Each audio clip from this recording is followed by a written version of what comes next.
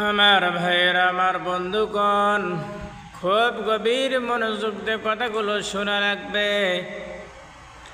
আল্লাহর নবীর একজন সাহাবী ছিল, এক নম্বর সাহাবী, দুনিয়ার বুকে জান্নাতের টিকিট পেয়েছেন।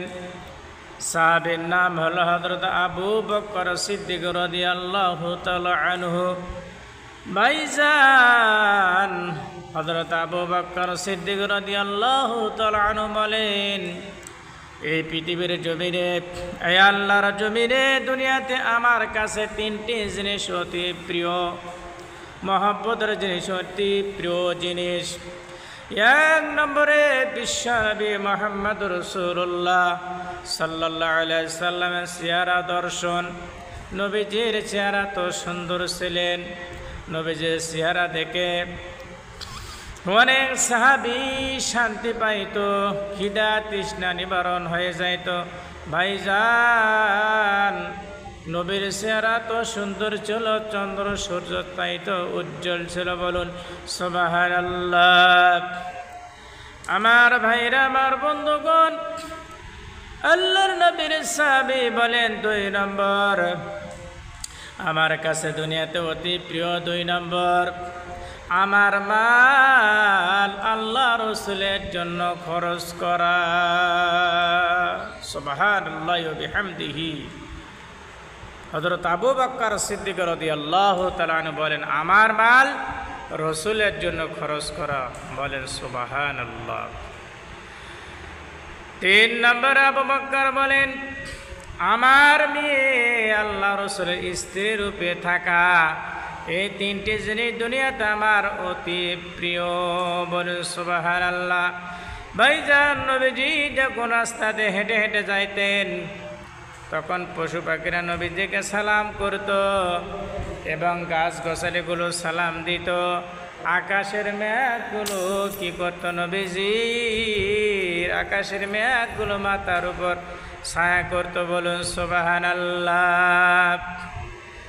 আল্লাহর নবী, বিশ্ব নবী মুহাম্মদ রাসূলুল্লাহ সাল্লাল্লাহু আলাইহি সাল্লামের সুন্দর চেহারা ছিলেন। ভাইজান, এক নম্বর আবু বকর সাহাবী তিনটি জিনিস অতি প্রিয়, পছন্দ করতেন, মহাব্বত করতেন, অতি তিনটি জিনিস অতি প্রিয় ছিলেন। ভাইজান, আবু বকর কেমন ছিলেন? আল্লাহর নবী, বিশ্ব নবী মুহাম্মদ রাসূলুল্লাহ সাল্লাল্লাহু আলাইহি সাল্লাম তাবুকের যুদ্ধে, ভাইজান তাবুকের যুদ্ধের কথা বলতেছি। ভাইজান, তাবুকের যুদ্ধের সময় কি করলেন? একটা রুমাল বা চাদর বিছায় দিল। আমার সাহাবীরা যুদ্ধের ময়দানের জন্য কিছু চাঁদা আদায় করতেছে। কিছু কার কাছে কি আছে, তোমরা সাহায্য করো। যুদ্ধের ক্ষেত্রে ভাইজান, খুব ভালো করে কথাগুলো শুনবেন।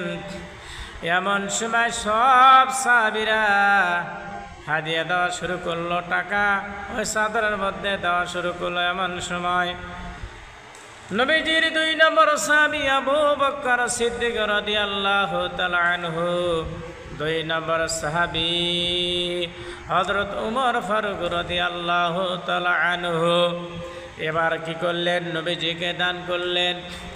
আল্লাহর নবী বললেন, উমর, তুমি কতগুলো তোমার সম্পদের দান করেছ?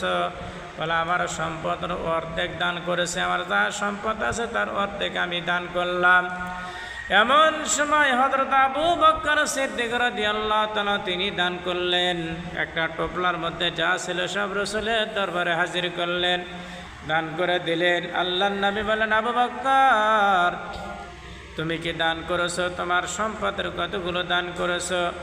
আবু বকর বলে, ইয়া রাসূলুল্লাহ, ইয়া হাবিবাল্লাহ, নবীজি, আমার সম্পদের যা ছিল সব এই টোপলার মধ্যে আপনাকে দান করেছি।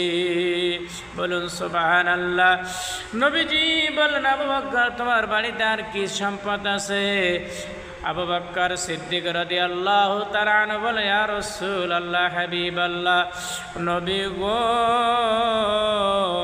আমার বাড়িতে আল্লাহ আল্লাহ আল্লাহ রাসূল ছাড়া আর আমার বাড়িতে কিছু নাই। ভাইজান আবু বকর সিদ্দিক রাদিয়াল্লাহু তাআলা আনহু কেমন মহব্বত করতেন, নবীকে ভালোবাসতেন, সব সম্পদ ইসলামের জন্য দান করে দিয়েছেন। ভাইজান আবু বকর সিদ্দিক রাদিয়াল্লাহু তাআলা আনহু 1 নম্বর সাহাবী, জান্নাতের সার্টিফিকেট দুনিয়ার বুকে তিনি পেয়েছেন, বলুন সুবহানাল্লাহ। এই দান করার কারণে আল্লাহ তাআলা খুশি হয়ে ফেরেশতা জিবরাইল আলাইহিস সালামকে আল্লাহ তাআলা পাঠিয়ে দিয়েছেন মুহাম্মদের কাছে, নবীজির কাছে এসে বললেন সালাম দিয়া, ইয়া রাসূলুল্লাহ হাবিবাল্লাহ নবীজি, আপনার সাহাবী আবু বকরকে স্বয়ং আল্লাহ তাআলা সালাম দিয়েছেন। আল্লাহু আকবার।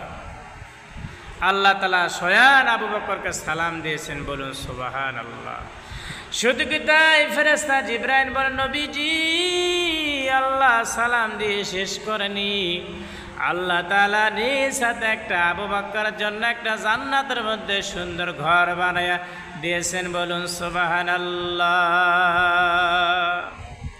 ভাইজান নবীদের সাহাবী রসুলকে কত ভালোবাসতেন, মহাব্বত করতেন। রসুল আবু বকর বলেন আমার মাল রসুলের জন্য খরচ করা, বলুন সুবহানাল্লাহ সুবহানাল্লাহ।